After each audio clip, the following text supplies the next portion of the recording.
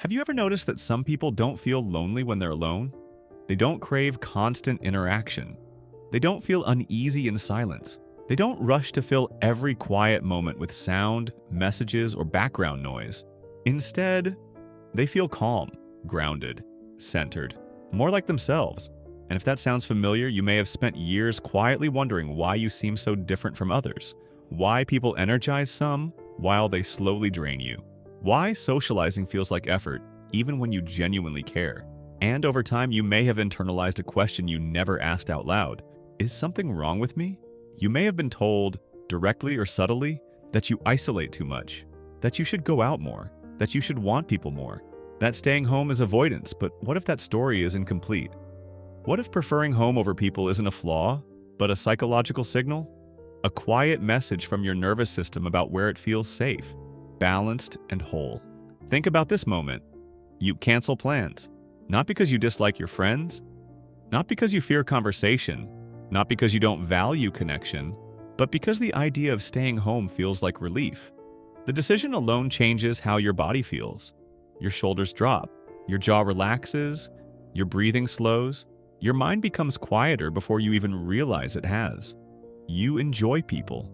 You listen attentively. You connect sincerely. But social environments drain you in a way that's difficult to explain to others. Afterward, you don't feel fulfilled. You feel overstimulated, mentally scattered, emotionally heavy. And when you finally return home, something inside you settles. Not suddenly, not dramatically, but gently.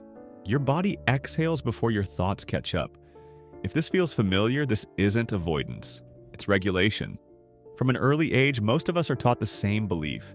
Humans are social creatures. More connection is always better. Being alone too much is unhealthy, and connection is important. But psychology reveals a more nuanced truth. Not all nervous systems experience safety in the same environments. Some people regulate through stimulation. Conversation sharpens them. Noise energizes them. Movement keeps them balanced. Others regulate through predictability, through quiet, through control over their surroundings. Their nervous system relaxes when stimulation decreases. So when someone prefers home over people, it's often not rejection. It's self-preservation. Let's start with the physical level. Your body reacts to environments before your conscious mind interprets them.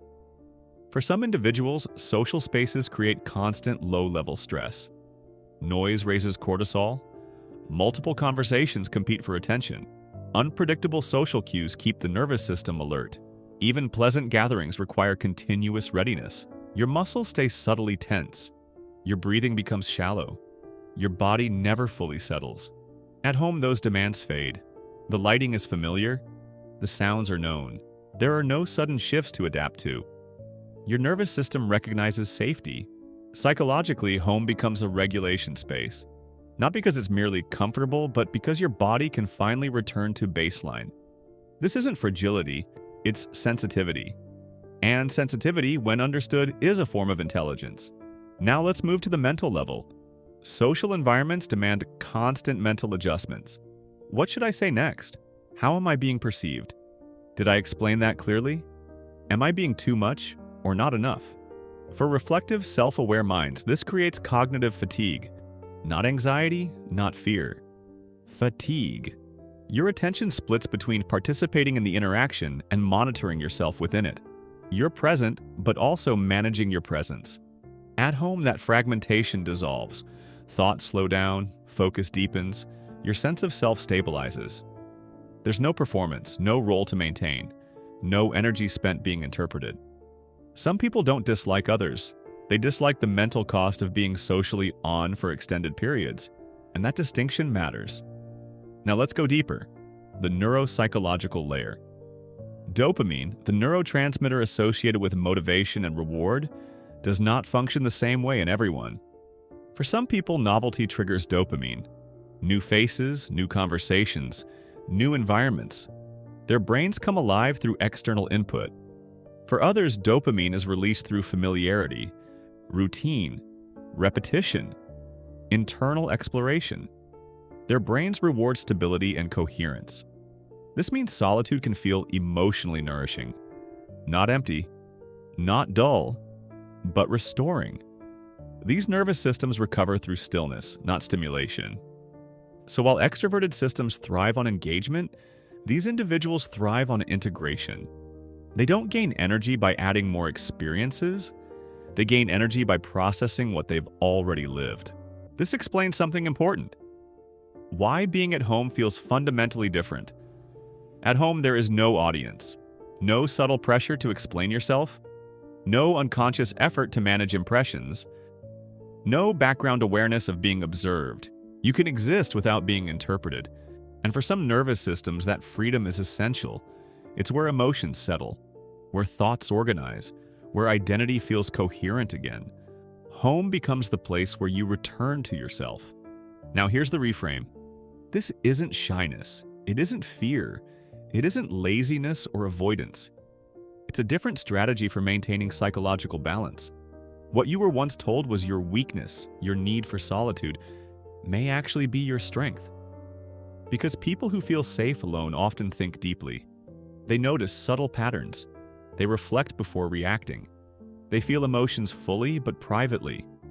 They don't seek distraction to escape themselves. They turn inward to understand themselves. There's another crucial distinction. Preferring home over people does not mean rejecting connection.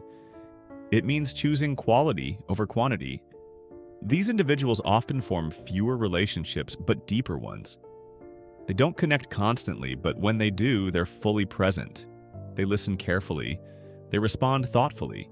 They value authenticity over performance. Because they've already done the internal work alone.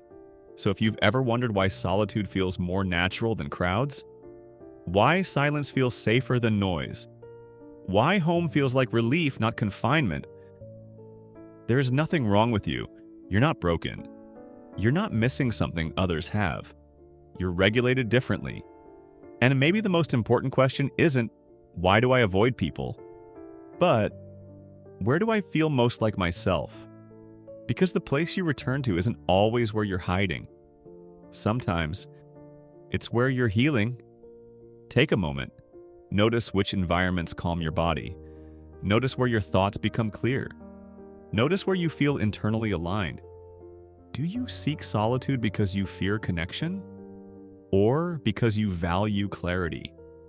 Understanding that difference changes how you see yourself. You don't need to justify your nature to a world that doesn't feel what you feel. Some truths are quiet for a reason.